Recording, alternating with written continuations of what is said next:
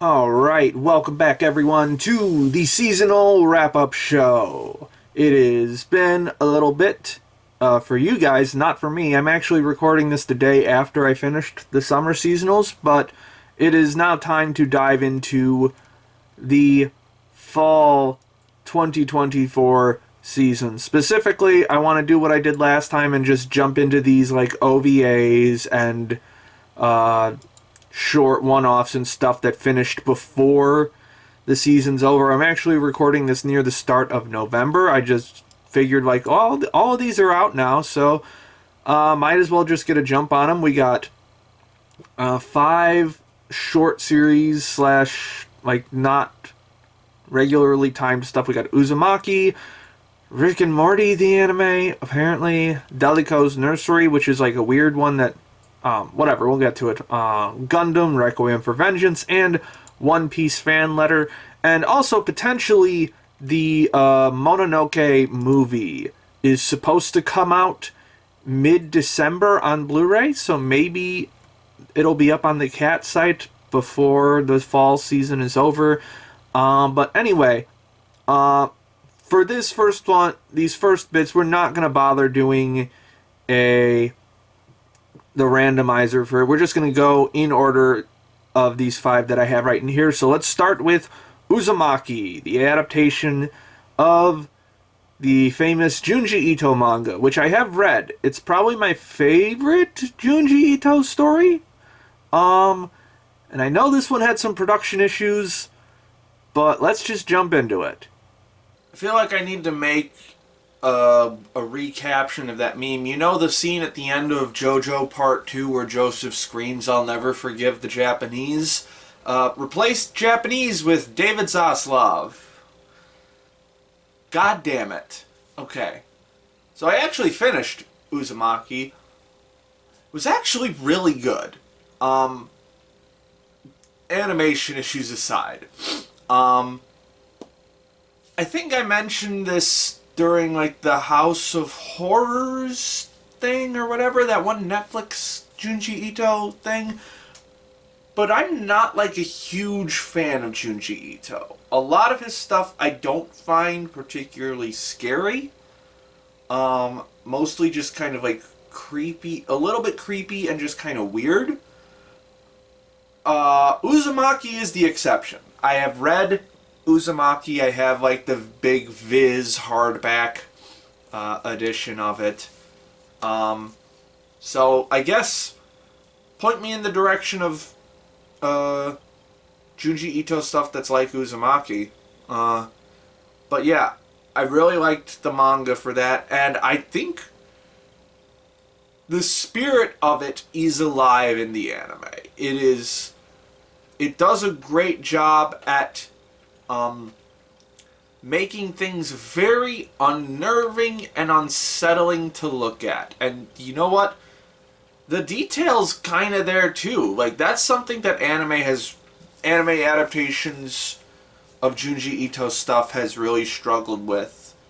Wasn't there another Junji Ito thing, like a TV series? It wasn't like...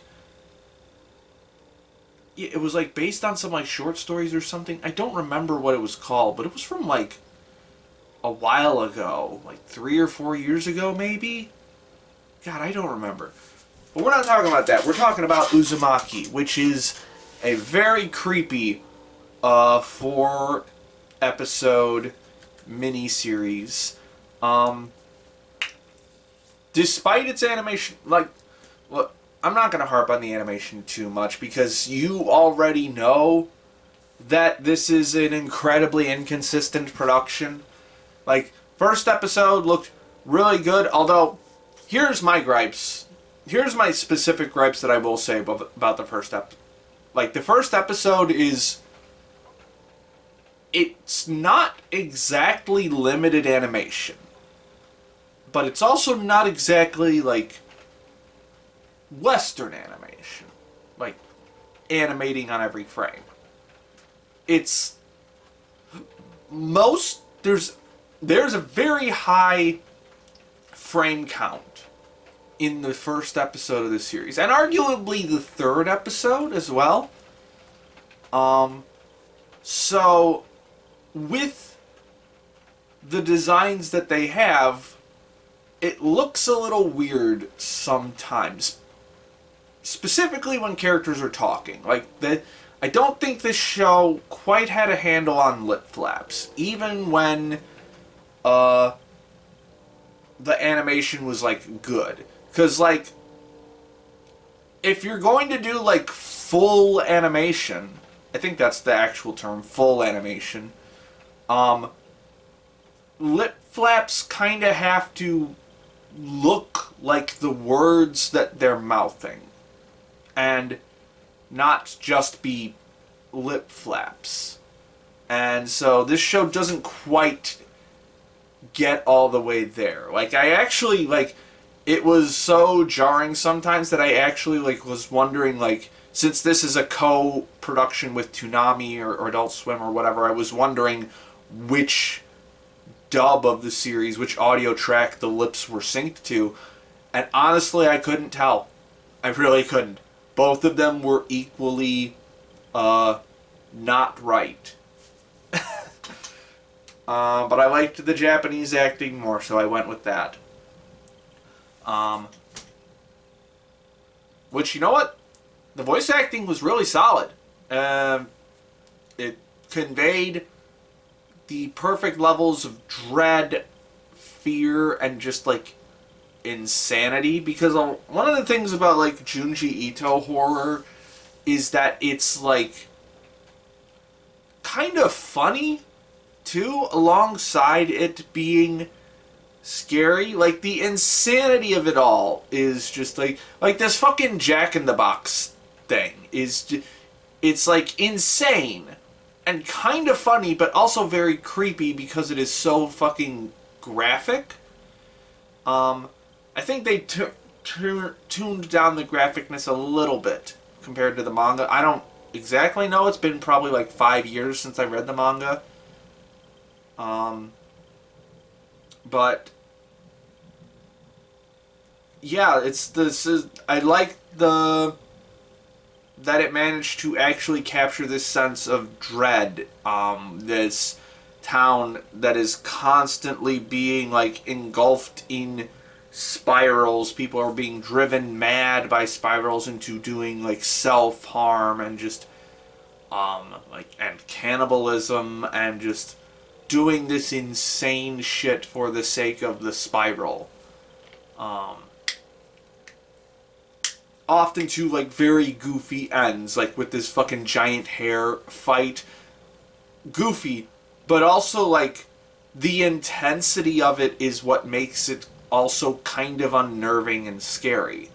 And we have, like, a pretty solid cast of characters bouncing off of each other in ways that, like, you kind of understand how they're coming at this. Like, we have Shuichi, this guy who's just kind of understands most of everything that's going on and is just, like, tormented by everything that he's seeing.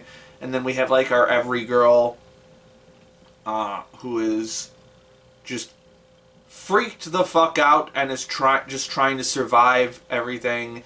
And just, it goes on and on like that. There's not a lot of, like, intensive characterization to any of these characters because I don't think, well, no, I'm not going to say that. It's not that it's not necessary, it's just that it's,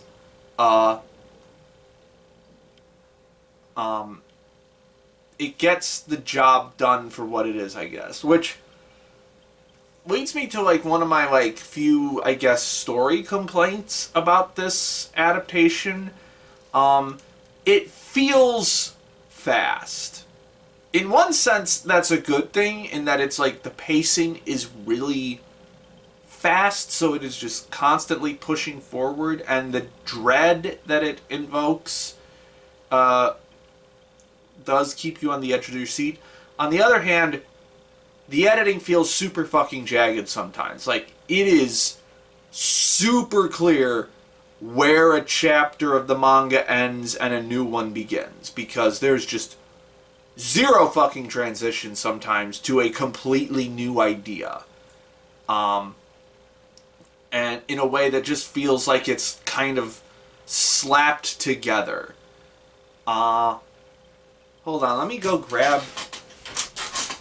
my copy of Uzumaki real quick. I can just see it on my shelf here. Here we go. So, let's see how many chapters Uzumaki is. This is... You're not going to tell me, are you? Nope. It's 19 chapters.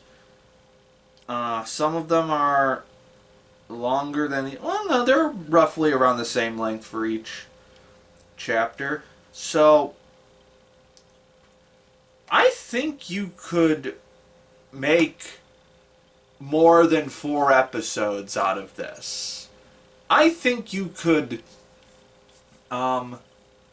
stretch it out a little bit more.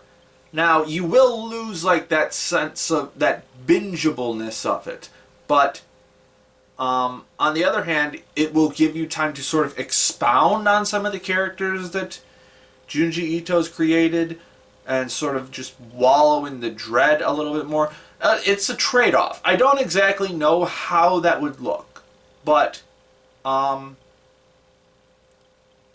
it does bother me how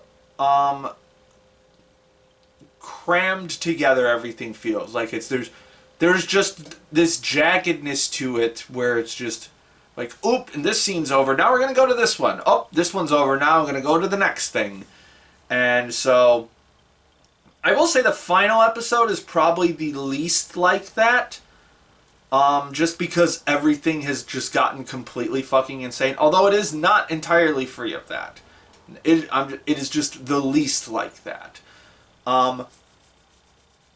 And that's a shame, because I actually do think like the story of Uzumaki, or at least like the central premise of Uzumaki, has a lot of potential for like a single core series in terms of like its thematic content of like this, just a town just being slowly driven mad, and like a group of people being driven to do more and more insane things by this force that they don't understand. And we have this character of Shuichi just on the outside of it going like, stop doing this shit. It's making you fucking crazy. But also he is being fucking frightened to hell by it. Totally not still dwelling on the election. Which was less than a week ago for me at the time of recording this.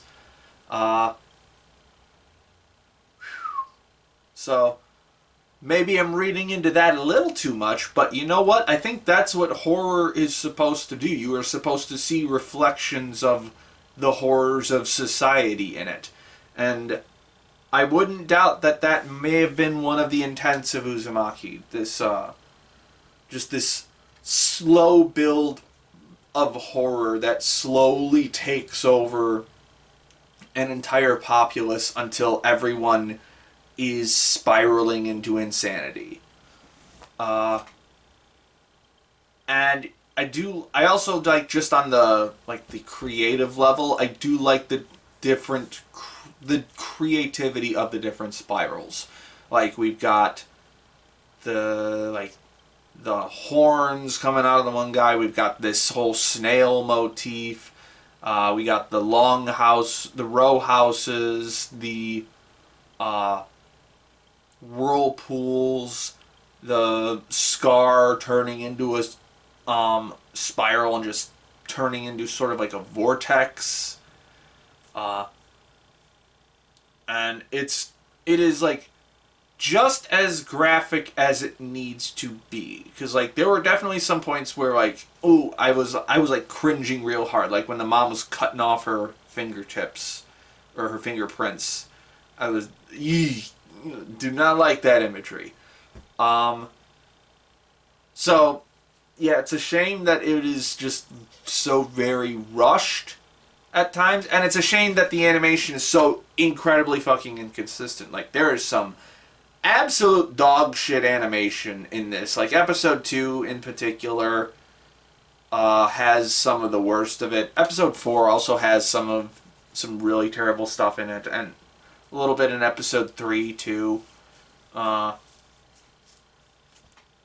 It's just so incredibly inconsistent, and apparently we know now that like Zaslav just didn't have any faith in this production whatsoever, so he just cut funding to it at one point, and so they had to just wrap it up and finish it as fast as possible. So fuck you, Zaslav. You are ruining everything. Fuck. Yeah. This is a good one. Almost wish I kind of wish I had watched it during Halloween. I'll remember to rewatch it next year. It was good. Okay, Uzumaki is complete. Kind of surprised at how much I liked that one. We're gonna go right in the 27 spot with a strong 7.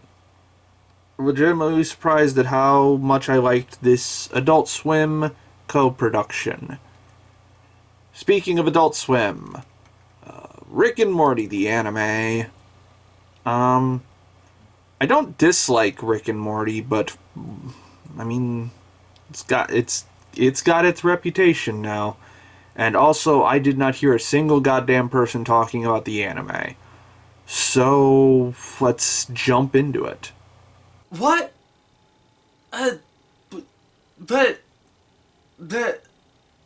What the fuck is this? It's not Rick and Morty, I can tell you that much. Like, I'm not gonna go to bat to Rick and Morty. For Rick and Morty. I don't dislike it, but it's not something I'm gonna go out of my way to watch. But this ain't it, fam. I don't know why they're not... Are they intentionally trying to not make it a comedy?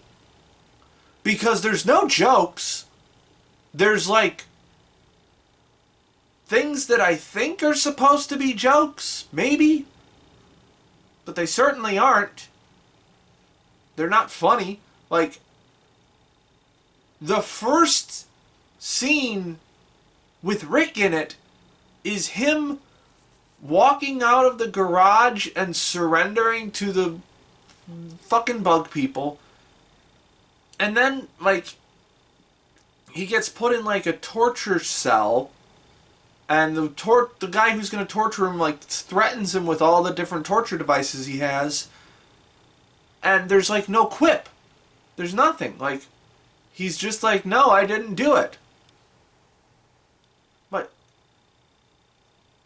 what? The fuck is going on in this show? Where's the jokes? Again, maybe it's not trying to be that. But why the fuck would you do that with Rick and Morty? What is this show? Also, if you hated the Rick and Morty character designs before, ooh boy, they do not translate well to traditional animation as opposed to the rigging that they do with Rick and Morty. Although, I have seen some behind the scenes of Rick and Morty, and it's a little bit more complex than just rigging. But, does not translate to just traditional hand-drawn animation very well. These are quite possibly some of the ugliest anime character designs I've ever seen. They suck ass. This is... I don't know who this is for. It sucks shit, and I wish I had never watched it. Okay, Rick and Morty anime off the fucking list. Fuck you. Okay, Delico's Nursery. This is just like a regular TV series, but it started in like August and is ending at the beginning of December for some reason, so I'm just gonna take the opportunity to try it out now since it's ending way before everything else. I think it's a vampire series, actually. I'm not sure, though, so let's give it a shot.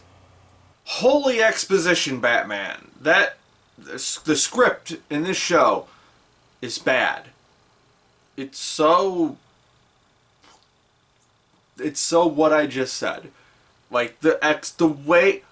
Actually, the show is simultaneously really, really bad at conveying what it wants to say in terms of it is just flat out doing your homework for you and being like, hello, this is the agency that we work for, and this is our purpose. Hello, Chief. Yes, we were assigned to your unit 9 months ago. Yes, I know all about this case file that all three of us know about, but I'm going to talk about what the case is in the case file for the audience to hear. It simultaneously does that, and also has a fucking, like, flashback opening that I do not fucking understand at all.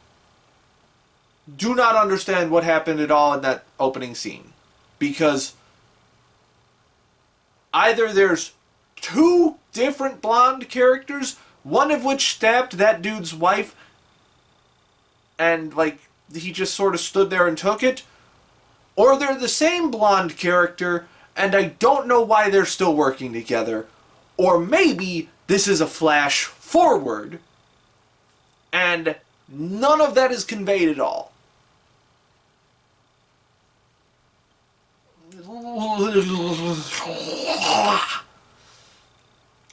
I'll give it points for having, like, very striking character designs, and the color palette's pretty neat. Very, very hyper saturated and very, like, dark in shade. But goddamn, this script sucks. This is not good. Okay, Delico's Nursery is off the list. And now it's time for another Western interpretation of an anime, Mobile Suit Gundam, Requiem for Vengeance. This is a 6-episode Netflix series that might be all CG, but in like a Final Fantasy Advent Children all CG.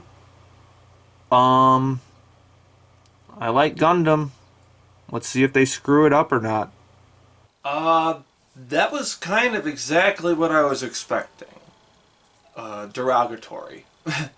I watched the first episode of Gundam Requiem for Vengeance. It's totally... Actually, saying it's totally average is misleading because there's stuff that's really cool about it, mostly the action.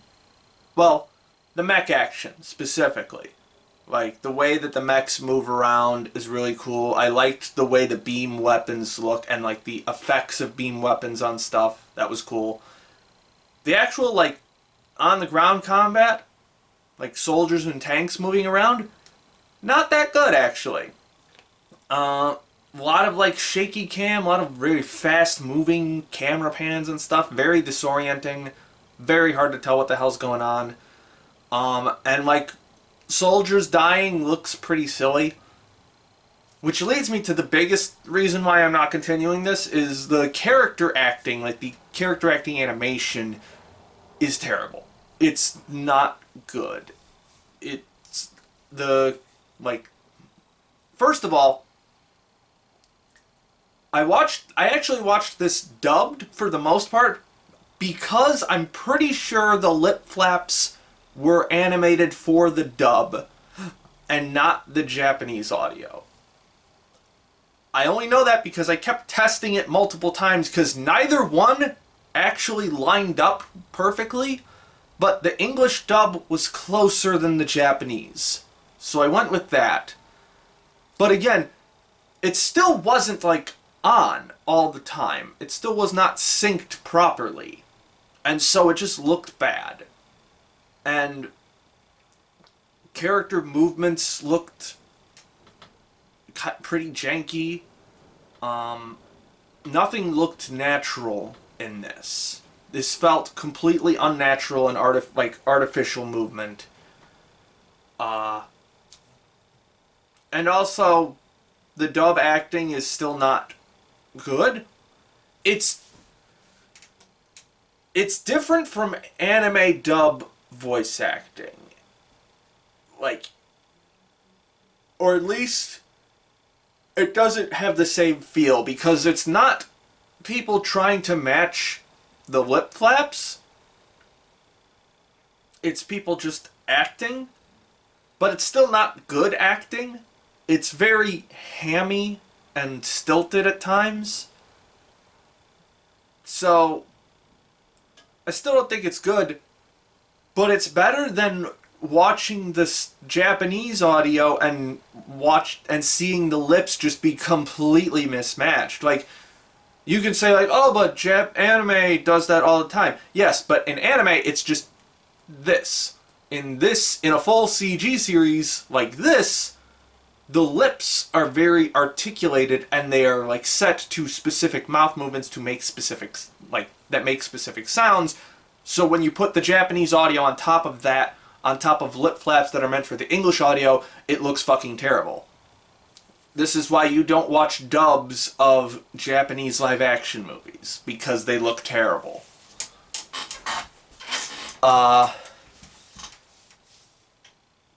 But anyway, story's pretty generic so far.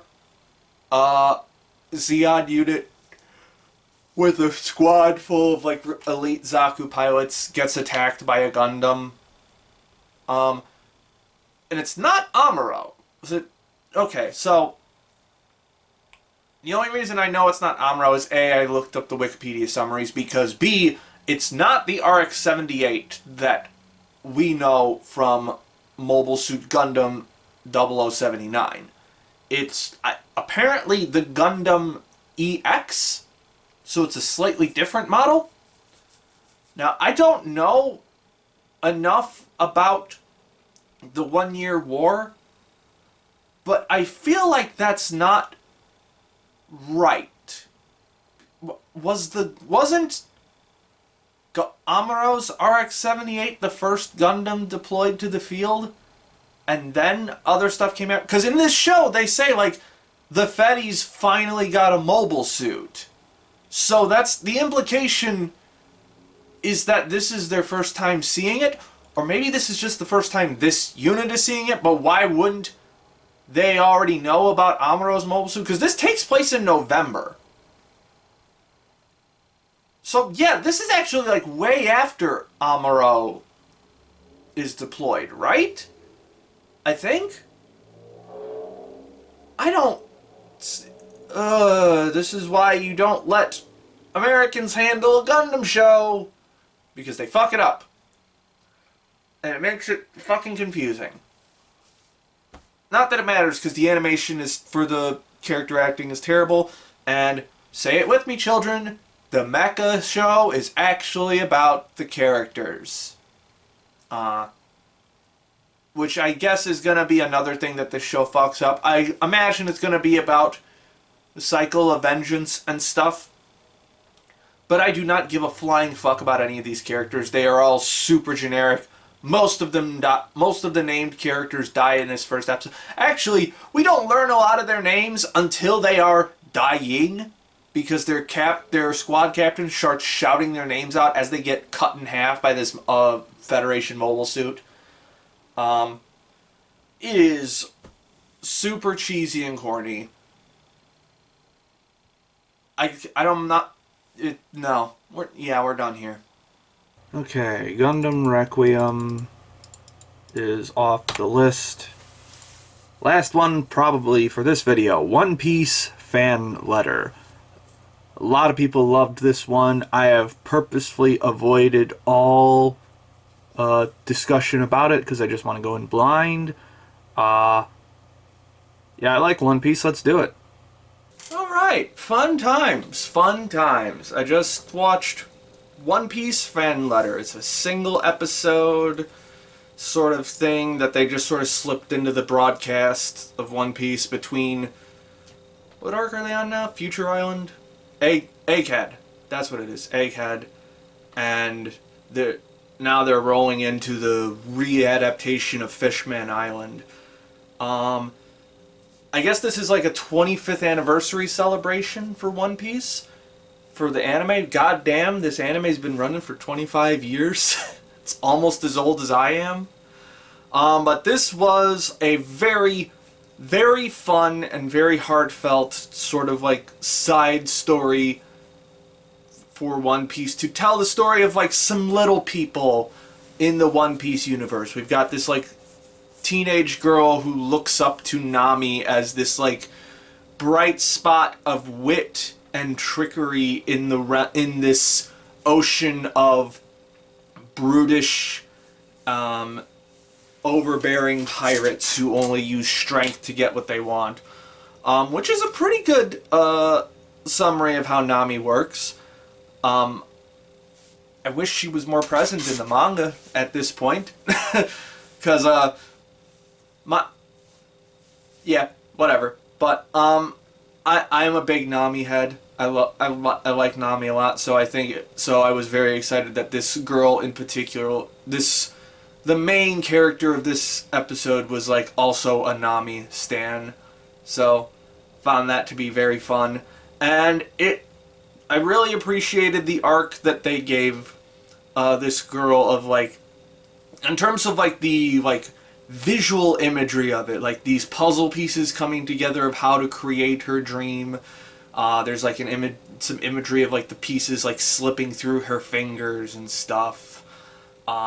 This is a very, like, a surprising level of, like, visual storytelling and symbolic storytelling in this episode that made it very fun. The puzzle pieces imagery in particular was, like, a bit similar to how Blue Lock uses it, but, like, less intense and more, like, fun and, like, just filling your heart with warmth as stuff comes together. We also have this, like, Navy captain. I believe he's a captain. Or no, maybe he's a lieutenant. I don't know.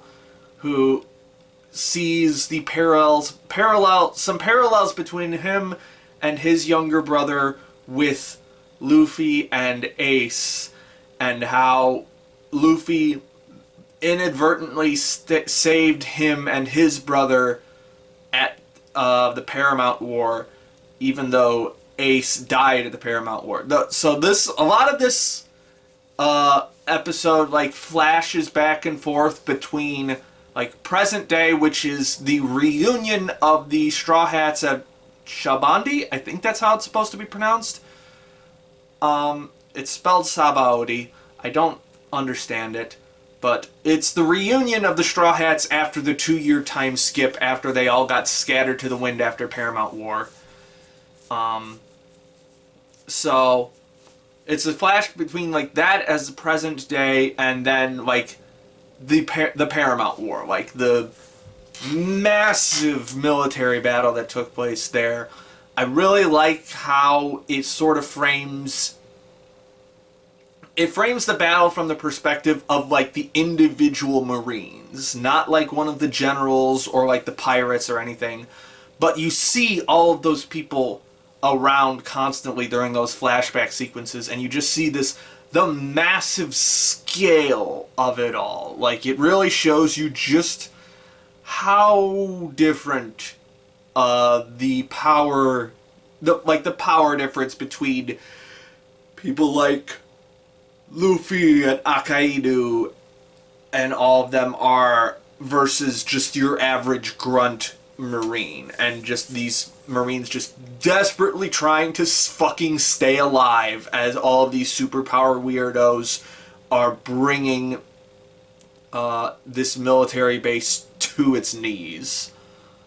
Like, I think it's like my favorite part of it is, like, when the Big Brother character just has his leg pinned under a gigantic rock that just got knocked over in the course of the battle.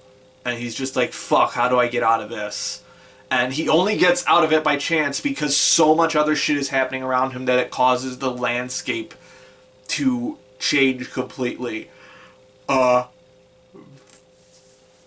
surprised at how One Piece is like a show that I don't actually watch the anime for One Piece. I read the manga, so I just got volume 107 in the mail. So I'm a little bit into the Egghead arc. But One Piece is a series where it's like the creativity is really where it's at. And this single episode thing is really good, just like what am I trying to say? Just the way that things happen. The way it's able to chain very small events together in a sequence to make like a very fun chase sequence or a very fun like action sequence and so on and so forth, and just keeps everything so lively and upbeat, and it's just very pleasant to watch. I did not feel the time at all while watching this series. This episode. It just fucking flew by. Also due in part to how fucking gorgeous this animation is. It is. This is probably the... no, I'm not going to say that because I haven't actually watched One Piece, but this is some of the best animation that I've seen out of One Piece. It is just... This is like... it's very much in the vein of like some of the offshoot like Pokemon spin-offs, like Gotcha or Poketoons or Twilight Wings. Definitely in that vein of just like going full hog on all of the animation to make it extremely like bouncy and stretchy, like One Piece is kind of known to be, sort of emulating Luffy's Gum abilities in a way. Just very bouncy, just constantly moving forward sense of like the animation. It's just, and the color design is like very bright and warm. It's got like these like very like beige and orange tones mixed with like the very vibrant greens of Shabondi. And then it sort of contrasts that with some more like abstract coloration when it needs to be more symbolic and stuff. Yeah, this is just a hell of a good time. Another thing I really liked about it is it's like you don't actually see the Straw Hats reunite in this episode. Like it's just, you see it at like the very end as they're sailing away on their ship, but like you see all of them around town constantly on their way to meet up, and just the different ways that they interact with the townspeople was very fun to watch. Like Zoro getting pissed off at people in a pub for disrespecting him. Sanji getting pissed off at all of those people for thinking that he's worse than Zoro. Very funny. Yeah, this is just a really damn fun single episode story. If I was like an absolute diehard One Piece fan, I could definitely see this as being like one of my favorite things of the year, but like it's still really good. I am not the absolute target audience for this. I like One Piece. It's not one of my favorite things, but I really like it, and I think this single episode thing really draws out a lot of what One Piece has to offer. Aside from like the thematic stuff of like anti-imperialism and anti-colonialism and such that One Piece also has. Not a lot of places in an episode about a girl who's fangirling over Nami. Not a lot of places to jam those themes into.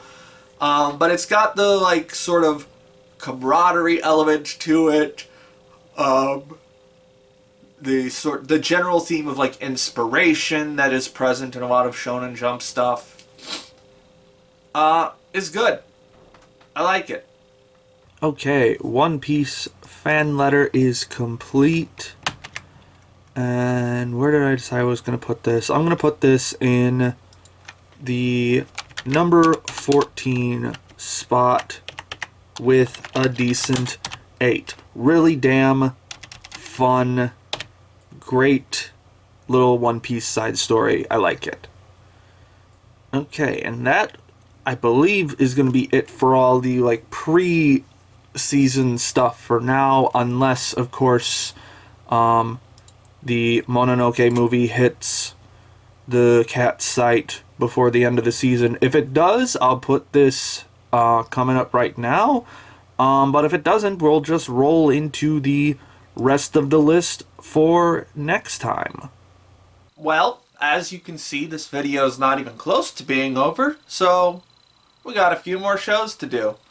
I just finished up Mononoke Phantom in the Rain, or Mononoke Karakasa. This is a movie entry into the Mononoke franchise. If you're not familiar with this franchise, I believe it's from either the late 2000s or early 2010s. I think it's late 2000s. By Kenji Nakamura is the original director, and they brought him back for this movie. This is the guy who did stuff like Kuchubranko and Tsuritama. A lot of weird anime. And, yeah, this is basically just a movie version of one of the stories from Mononoke. It's got the exact same, pretty much the exact same feel to it as the series, but with a bit more animation, I guess. Not that the original series was bereft of animation. It had its cool cuts now and then, but I like that they actually decide... I like when anime actually gets, like, movie budget animation. I know budget's the wrong word. I like that it got the movie quality bump. Even though this... I don't know if this went to theaters in Japan. I know it went straight to Netflix here. Not where I watched it, but... anyway... I guess I could just talk about the differences, like how it looks or a little bit, because it's been, again, if this was late 2000s, it's been 15 years since the last time this show had a new entry. Because I think there was actually like another series before this, like Ayakashi Japanese Horror Stories, I think. But that had a different director. Kenji Nakamura didn't come in until like the end of that. I still need to get around to seeing that to see if it's like worthwhile. But Mononoke is sort of one of the more like niche horror anime. It's not like graphic or anything. It's got a little bit of a like not gore, but like shocking imagery. But Mononoke is much more like A24 kind of horror, where it's this, like, it's the dread and the anxiety that causes the horror. Although I will say on the like horror scale, this movie entry is less horror than a lot of the previous entries and more like thriller. I actually don't know if this one's listed as a horror movie or not, so I'm not gonna make any particular claims about it, whether it is or not. But, yeah, it's kind of just the same as the TV series, but with a little bit of tweaks to the animation and the soundtrack, actually. I want to mention that before I forget. Original series, soundtrack was by Yasuharu Takahashi, who is, I believe he's the one who did the Naruto soundtrack. He's done so many fucking soundtracks. And had a really great soundtrack for the TV series. I'm not sure why he didn't come back for this one. Might have just been busy with other stuff. But this movie, the soundtrack was done by Taku Iwasaki, who is my favorite soundtrack composer. Or, I don't know if he still is or not. I'm going to go ahead and say that he is, because I fucking love this soundtrack. Taku Iwasaki is a very interesting composer. He did Soul Eater, Gurren Lagann, JoJo Part 2, Gatchaman Crowds. So he's very good at combining orchestral and electronic and rap and a little bit of jazz influence. He kind of just throws fucking everything together, and it's usually a very intense and very like moody kind of soundtrack that he does. Like, if you want the best example of, like, range for his soundtrack, I would say, like, JoJo Part 2 has, like, the widest range of stuff. And this movie entry definitely showcases all of his strengths and maybe a little bit of his weaknesses, where he just goes a little too far some cases. Like, I was a little iffy on the track that plays during the final battle sequence. But otherwise, love me some Taku Iwasaki. It's got this really great haunting kind of sound that fits the vibe of this show perfectly. I haven't actually described to you what this show is about, what this film's about, actually. I've sort of just gone under the assumption that you know what Mononoke is, which is a very bad assumption since not many people have seen it. So it's like set in like ancient Japan-ish. Yeah, it's set in ancient Japan, like sort of like shogunate era stuff. And it's basically, we got this self-proclaimed medicine seller. I don't remember if the TV series gave him a name or not. I don't think he names himself in the movie. I know he has a name. I just forgot what it was. But what he actually is a guy who goes around killing Mononoke, or like monsters, essentially, like spiritual monsters that attach themselves to this world for some reason or another, and he has to find the form, the truth, and the reason of the Mononoke in order to unlock his sword that will allow him to slay it. The form is what kind of Mononoke it is, so like in this instance, so like in the first arc of the TV series, it's a Zarashi. Oh, what's it? Zashiwarashi is the form. The truth is like the identity of the Mononoke, like whether it was a person or like a spirit or like some kind of force or something, and then the reason is like why it is manifesting. And so it sort of becomes this very big like mystery thriller kind of thing. And one of my favorite things about Mononoke, which this movie does very well once it gets going, is Mononoke do not fucking stop once it starts. It is an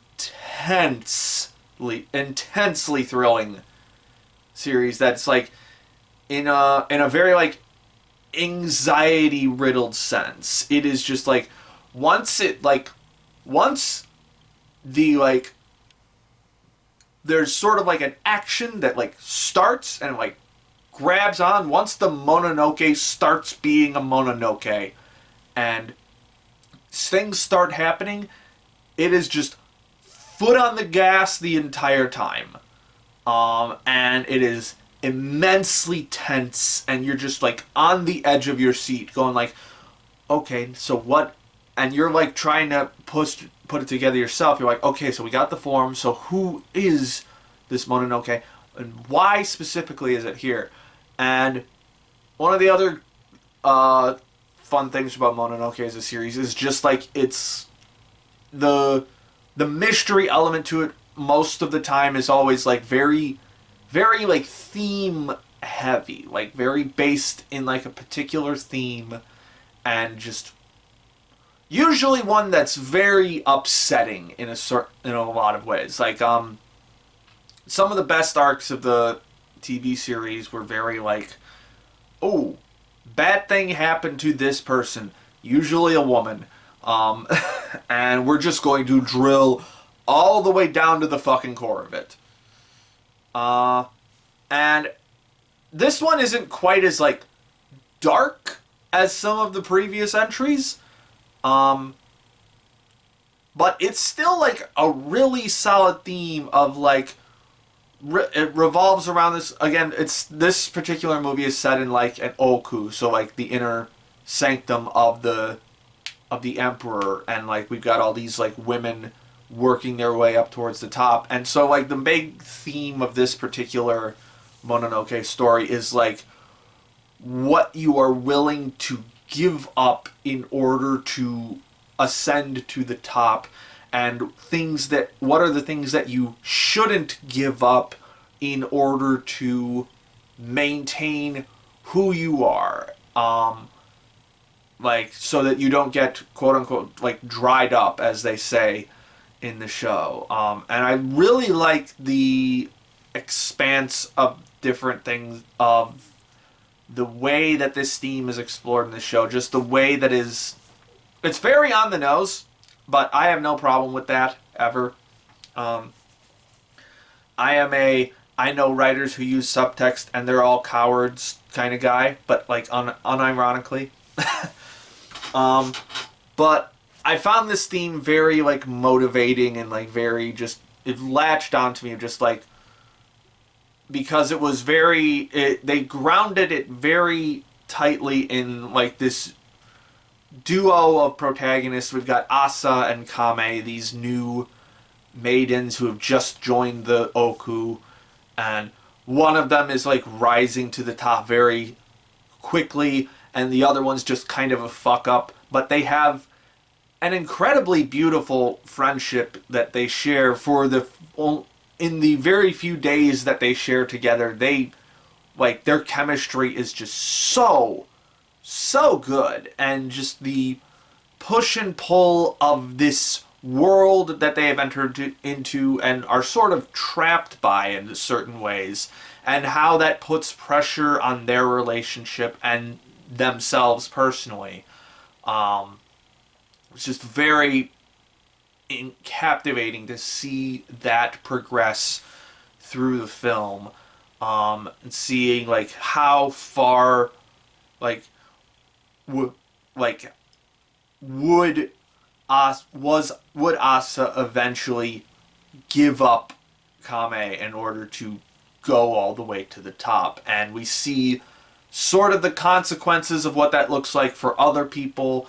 And so I'm going to leave it up to I'm going to leave that as a spoiler for whether she gives up on her or not, because I think it's the final resolution to this movie is like very, very like, it's very subtle, in terms of like you have to act, it's very like visually oriented. Like you really have to look at everything that's happening to fully grasp the situation, and it's like it's a very satisfying ending while also being like realistic. Like we couldn't have like this big super happy, everyone's fully happy and together and all that stuff kind of ending. But I really like how that was resolved. I thought I was surprised at how like intensely I cared about this friendship between these two women. It was just so very like it was the perfect thing to like wrap everything else in this movie around, because there's still a lot of like really like emotionally dark stuff that happens in this film too. So it is just a whole torrent of different emotions. I feel like I've been all over the place with this review. But anyway, really damn good movie. Also, if you've seen a Kenji Nakamura project, you know that the visuals are typically really fucking wild. And I think Mononoke is the best manifestation of his vision from the stuff that I've seen so far.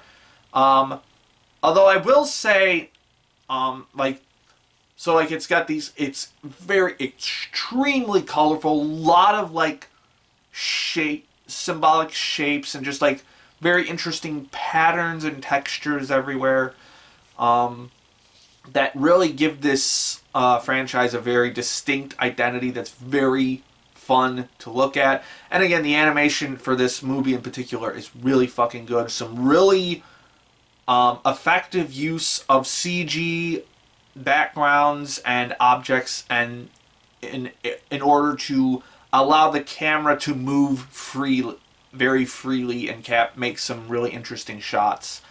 Although I will say my one complaint about the visuals is that there's so much going on that it's often difficult to figure out where your eye should be at. Like there are definitely moments where it's like the screen is too fucking cluttered to readily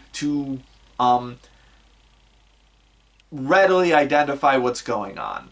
So if it had toned it back a little bit and just added a little bit more contrast instead of just vibrant colors everywhere, I would have really fucking loved it. But it's still, I still appreciate the visual identity that it has. Yeah, this is a damn good movie. I think it actually works decently well as a starting point.